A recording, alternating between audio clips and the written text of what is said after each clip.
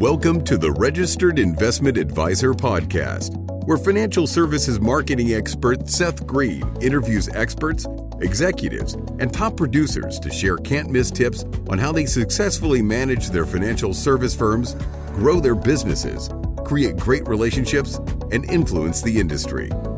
And now, here's your host, Seth Green. Welcome to the podcast. This is your host, Seth Green. Today I have the good fortune to be joined by Evon Mendrin of optometrywealth.com, a fee-only financial planning firm serving optometrists nationwide. Evon, thanks so much for joining us. Thank you so much for having me, Seth. I really appreciate it. So you've got quite an interesting background, and I love that that your firm, your RIA, specializes in a specific profession. That is, awesome niche marketing that we preach here on the show. How did you get started?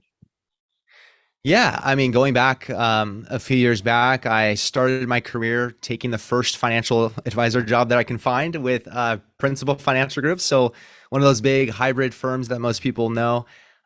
Spent a few years there, learned a lot. One of the things I learned was that just wasn't the business model I wanted to be in long term. So after a few years left there, joined a really awesome RIA financial planning firm here in the Central California. Spent 5 years learning from them and just getting better as an advisor and kind of seeing how a small business and an RIA actually operates. And then about a year ago, decided to leave that job. And after buying a house and having our second child, leaving that job to start a firm of my own, working with optometrists nationwide, Optometry Wealth Advisors. That is awesome. Congratulations. Thank you. Left the Fortune 500 financial services company and started my own firm in 2007 when the market crashed. Yeah. And my wife had just quit her job to be a stay-at-home mom to our first baby. Interesting. Okay. So you had interesting times there in your beginning. Yes, absolutely. Yeah. Well, congratulations on taking the leap. How did you arrive at the niche of optometry? Were you an optometrist in your past life? I didn't hear you mention that. No, I wish I had a better origin story. It really just started with a fascination. I'm not married to an optometrist. I've never witnessed an optometrist being wronged or anything. It really just started with a fascination. I've always wanted to serve one group of people really well. I never wanted to. I've experienced trying to be all things to all people. So I've always known I wanted to specialize. And small professional business owners and their businesses have always fascinated me. So it really was a decision between, okay, do I want to work with dentists, attorneys, optometrists? Like, who among these professions are most fascinating to me? Who did I feel like I can bring a lot of value to? Who did I feel would want my services? And who did I feel were underserved? And so just thinking about it a whole lot, listening about the optometry profession, having conversations with people that are either in optometry or work with optometrists. So just doing a lot of research and reading and listening. I just felt like they were a really great fit. And I had an opportunity to start with a clean slate, starting the firm from scratch. So I felt like they were underserved and just dove all in and haven't looked back. That is awesome. So how have you been able to do that? How are you marketing to optometrists nationwide? I think that's a fascinating case study in terms of niche marketing. Yeah, well, I start by seeing where optometrists are hanging out, and then how do they create content for each other? Because they're active on social media channels like LinkedIn and others, Facebook groups. They are reading their industry publications. They're going to their association events, and they're creating content for one another. They're creating podcast episodes for each other. They're creating videos for each other. They're writing articles for each other. So you just kind of see, okay, how do they like to consume content, and where do they look for that content? And then you talk to them. You go interview optometrists and say, okay, what's on your mind? What's on the minds of your peers? How would you look for content about these things? How would you like to see a financial advice relationship play out? You just kind of interview them and get to know what's on their minds and how they would want to search and learn about that. And then you just start there. So for me, it was starting with content marketing, which is a really long long game, right? That's sort of my long-term approach, but pairing it with building relationships with optometrists, getting to know consultants and other professionals that work really closely with practice owners, and trying to present my knowledge and information at the different things like association meetings. So it's kind of a pairing of a content, really long game plan with more shorter term stuff like building relationships with other professionals.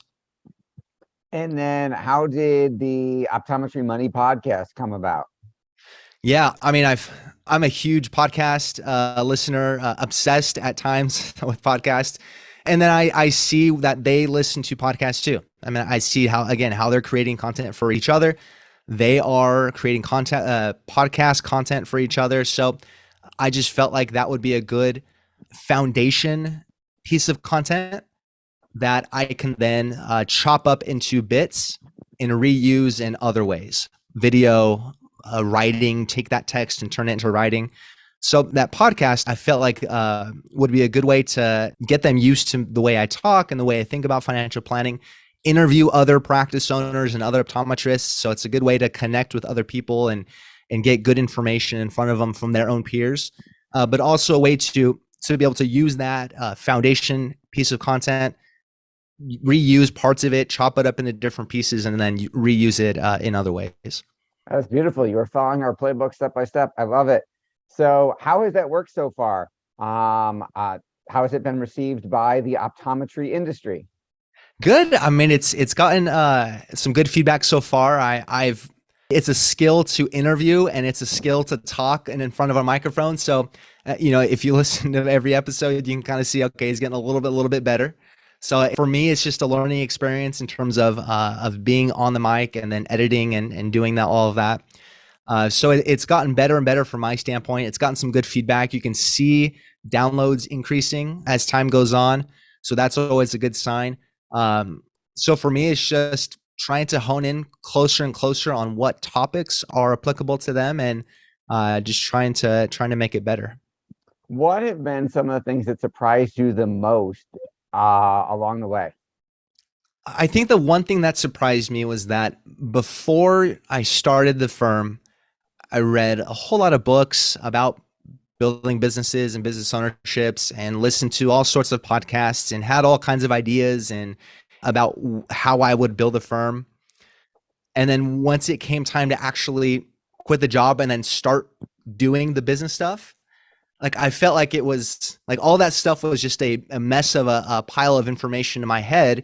And it was much different having to actually go in and do the work and actually build a business and build a marketing plan and then carry out the marketing plan and then build processes. Like it was one thing to read about all of it, thinking like, okay, I could do this and feel like I know what I'm doing. But then it was a totally different thing when it came to, game time and actually start doing business stuff and marketing and all that. So it's just a whole different ball game when you're actually doing it than when you're reading about it.